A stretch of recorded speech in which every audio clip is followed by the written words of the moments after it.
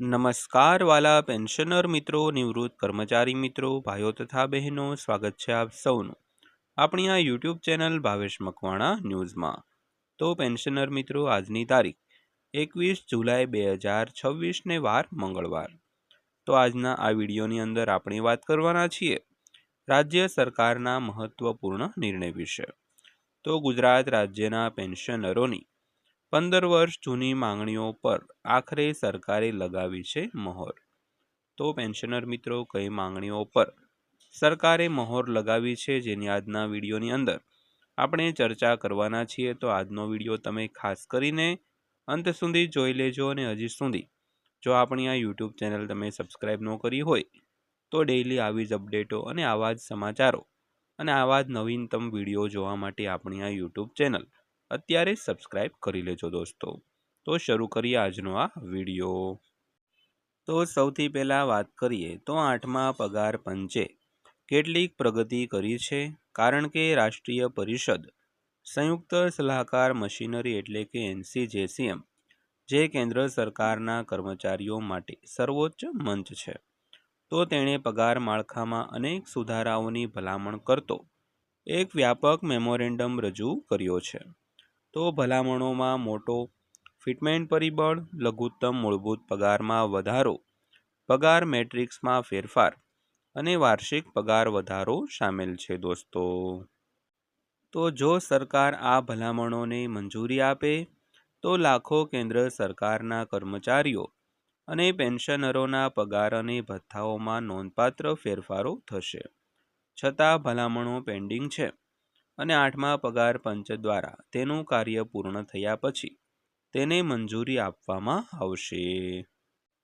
તો ત્યારબાદ વાત કરીએ તો NCJCMએ 3.83 ફિટમેન્ટ ફેક્ટર લઘુત્તમ પગાર ₹69,000ની માંગ કરી છે।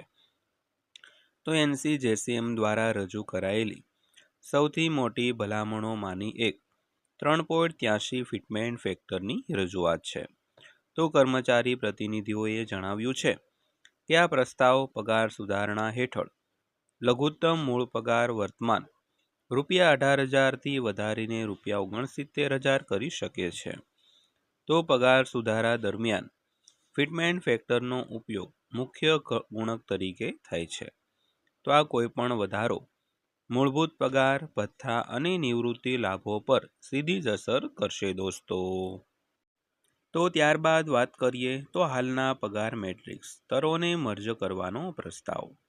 તો NCJCM મુજબ તેણે સમાન પગાર ગ્રેડને એકીકૃત કરીને હાલના પગાર મેટ્રિક્સનું પુનર્ગઠન કરવાનું સૂચન કર્યું છે। તો તેમાં સ્તર 2 અને સ્તર 3, સ્તર 4 અને સ્તર 5, સ્તર 7 અને સ્તર 8 અને સ્તર 9 અને સ્તર 10નું એકીકરણ સામેલ છે। તો કર્મચારી યુનિયનોના મતે આવા એકીકરણથી પગાર મેટ્રિક્સ સાથે સંકળાયેલી જટિલતાઓ ઓછી થશે। તો પગાર પ્રગતિ પ્રક્રિયામાં પારદર્શિતા વધશે અને સમાન નોકરીઓ કરતા કર્મચારીઓમાં અસમાનતા ટાળવામાં આવશે મિત્રો। તો ત્યારબાદ વાત કરીએ 8મા પગાર પંચના તાજા સમાચાર। વાર્ષિક પગાર વધારો 3%થી વધીને 6% થઈ શકે છે। તો બીજી મુખ્ય માંગ વાર્ષિક પગાર વધારા દરમાં વધારો કરવાની છે।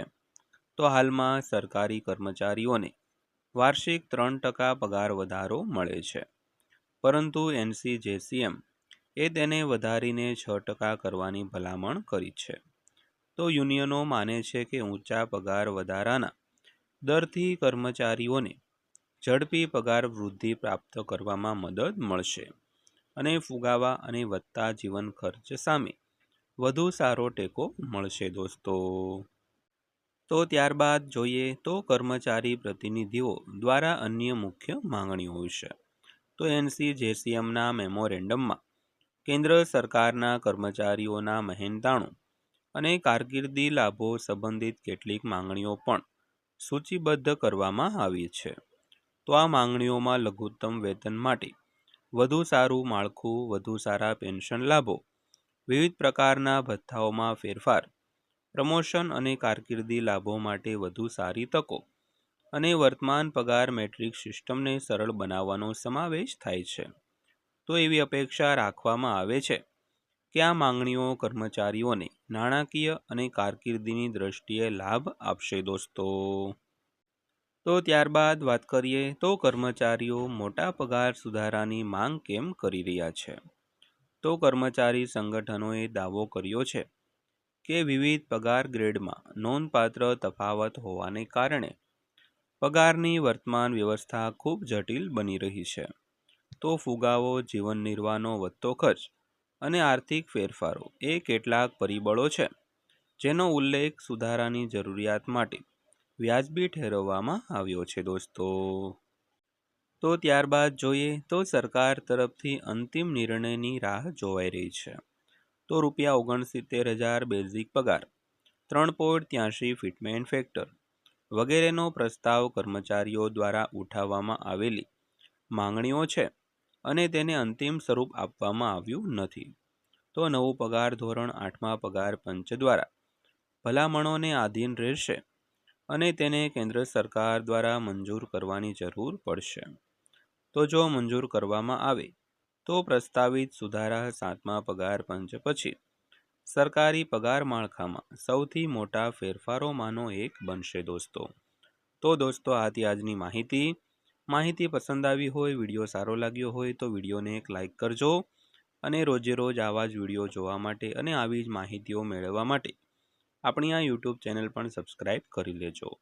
તો ફરીવાર પાછા મળીશું એક નવા વિડીયો સાથે, નવી માહિતી સાથે. ત્યાં સુધી સૌને જય હિન્દ, વંદે માતરમ.